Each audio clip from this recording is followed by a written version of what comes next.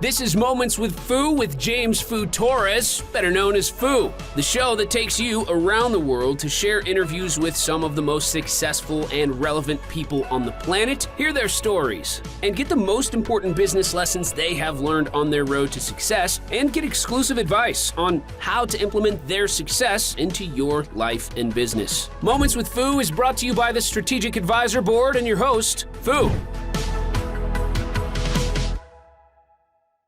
Hello and welcome to Moments with Foo. I'm your host, James Foo Torres, but you can call me Foo, hence the name of the podcast. And today I have a very special person, and we're going to talk about automations in business and how to really optimize your ERP, CRM, and other things. And I'm going to let him tell you more about that. But first, Jay, how are you? Good, nice. Thanks, Foo. Thanks for giving me this opportunity. Greatly appreciated. So looking forward to talking to you. Yeah, so Jay is the founder of AppWrap, and I'm gonna let him tell you more about that. So first, just let's kick it off with a quick introduction about who you are and what does AppWrap does. Perfect. Yeah, no, thank you. Thanks, Foo. So again, I'm an accountant, so good in numbers, and that's pretty much what I can do. So I'm a CPA from California. I'm a chartered accountant from India. As you can see, I'm from India. I've been in consulting and advisory roles for the last 25 years now. I've been focused on operational excellence with compliance has been my forte for long, right? Worked at big four companies and so many other companies, consulted for likes of Facebooks and Twitters of the world. Started AppWrap 6 years back, one person, one client. That's how we started the whole journey in right now. It's been a blessing. We've got around 100 employees right now. We have around 170 customers that we provide ongoing support for. It is, AppWrap as a company has been focused specifically on ERP. ERP for our listeners, it means enterprise resource planning, where multiple different modules of a business, what you need to run, is included into one single system. For example, when you start off, you might just have an accounting book, let's say QuickBooks or something like that. But then you need to have a purchasing module. You need to have a sales module. You need to have, complex revenue recognition. There's so many different manufacturing operations. There's so many different things that comes in. And with a larger company, as the company grows, it's important that they bring it all into one system, or at least have it in a system where there's good visibility across. So we've got clients who sends rockets to space, satellites to space and take pictures and sell them. We've got clients who do mental health check with people. We've got clients on the other side where they have celebrity endorsement. So we've got so many different businesses that we provide support for. Yeah, because the idea of an ERP, by my understanding, is not tailored for one business. It's just all the different needs. And I was very intrigued about the ERP because I honestly didn't know about it before, kind of meeting you. I knew that there had to be something that connect everything, but I just didn't know the term and I didn't know much about it. So when I connected with you on LinkedIn, and then I saw that you were associated with NetSuite, and you have all this things about working with big companies and preferred partnerships. And I was like, damn, this is big level stuff. So when I saw that, I was like, is there a way that we can bring that into those small businesses? And that's what kind of we were like, whoa, let's just do this conversation, Absolutely. this podcast. Yeah. And so that's kind of what I want to go now. So for majority of our audience are small business owners. There are a couple bigger businesses, but for small business owners that they might not have all the needs, but they definitely have accounting. They definitely need sales, right? So when is the right time to have an ERP, or what are your suggestions regarding that? So a couple of factors will sort of give you this indication, right? When your team is especially when your accounting team is more than one person, you might need to start thinking about, I need to put controls in there.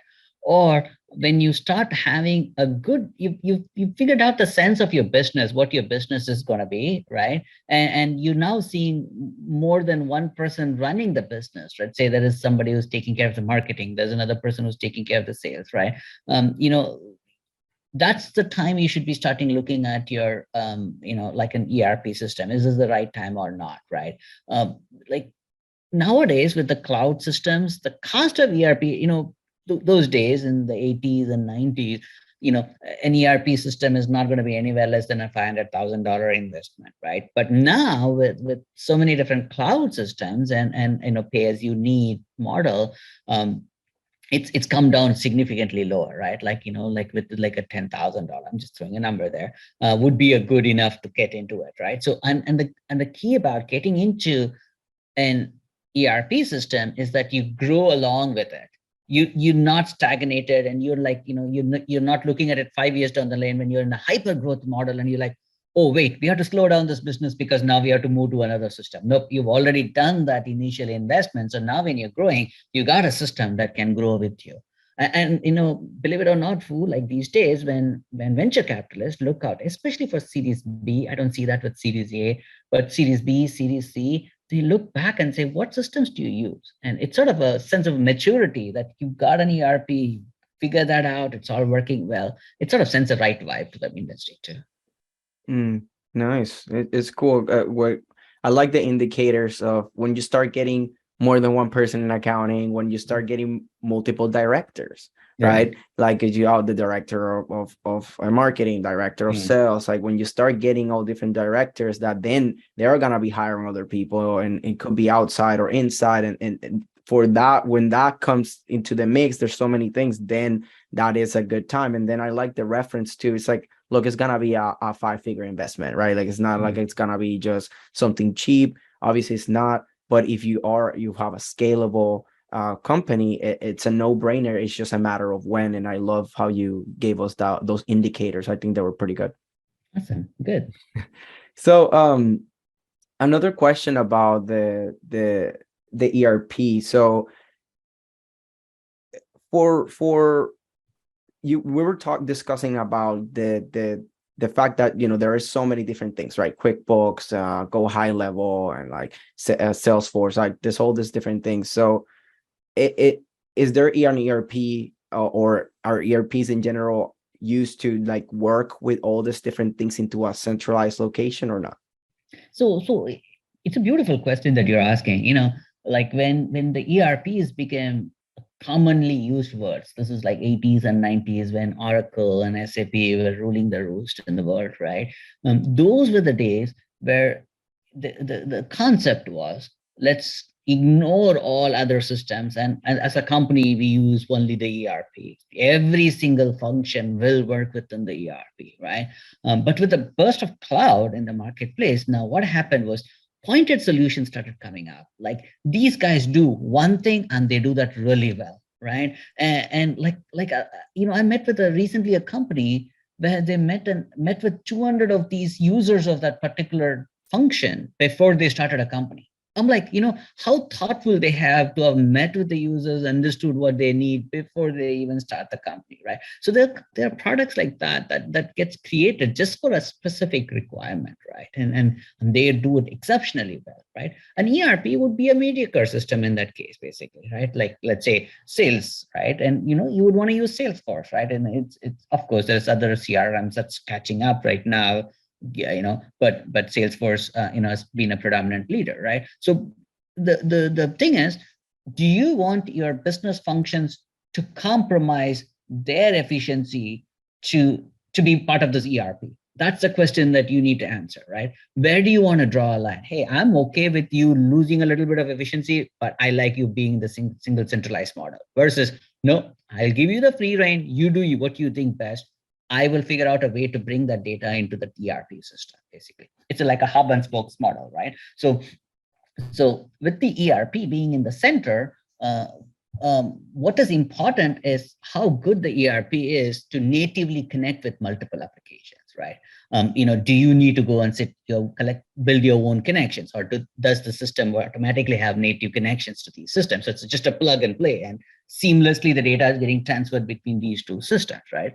And that is one of the most important things that you should be looking for when you're going into an ERP. What are the systems in their ecosystems? Are we good from there, right? And one thing that comes to mind when I'm thinking about this is Zapier.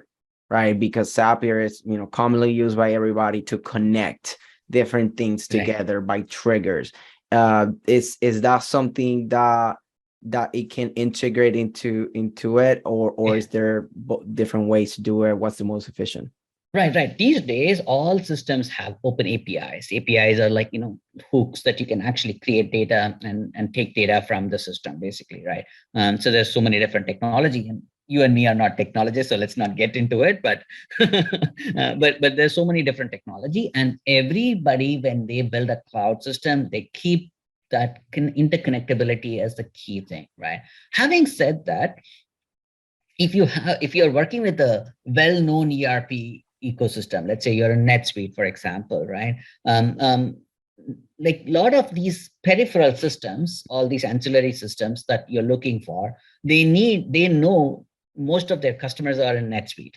So they take that time to build that native connectivity with NetSuite, and they take care of it as part of that service providing, right? So it's so seamless for me. I am engaging with a company, like let's say HubSpot, for example, for CRM, and HubSpot has this native integration with NetSuite, and it's HubSpot's problem to make sure that it is connected. So I can go engage with them easily, right?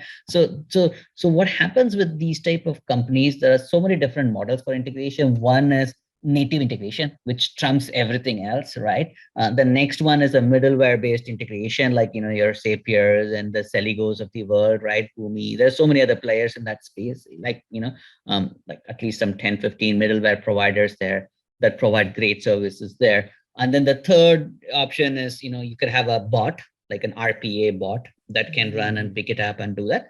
Fourth one is the whole way of pulling it down and uploading it, which is always there, right? We accountants, we love pulling down data and uploading it, but that's not the most efficient way of doing it. Yeah, but yeah, I just kind of wanted to touch on that because that's where my mind went. It's like, okay, so is it something like Zapier in the native, right? And there's a lot of options there. I just kind of wanted to see your input. And one thing that I wanted to touch on is on the, so I saw that you were listed as like a preferred partner of NetSuite. So I just wanna know more about that relationship that you have between AppWrap and NetSuite. Oh yeah, it's a very, very interesting relationship that we have, right? Because AppWrap, I was telling you, we have 170 customers. We don't have one salesperson in the company. Our business is all about references and customers giving us references back to us, or NetSuite providing us that references to us and say, hey, here is a deal. We want to sell the software, but can you come in and help implement it, right? So we work very closely with them, and we bring in all our expertise to them and give it to the customer. That's why they're going to re-engage with us, right? Otherwise, what value we are providing, right? So what we have done as AppWrap to build this, we've built multiple center of excellences within the company. So for every different domain, we have center of excellences. For example, if I have a media customer that's coming in to implement NetSuite, so we have a media team that knows how media business runs, and then that team goes in to do that, right? Versus a SaaS company, then it's going to be a different team. And manufacturing, we have a manufacturing center of excellence, right? So that type of, you build that level of expertise, go back to NetSuite and say, hey, I can add so much value to your customer. NetSuite listen to us and say, yep, okay, I'll give you customers. Otherwise, why would they give us the customers? And exactly. That's our relationship, right? Yeah.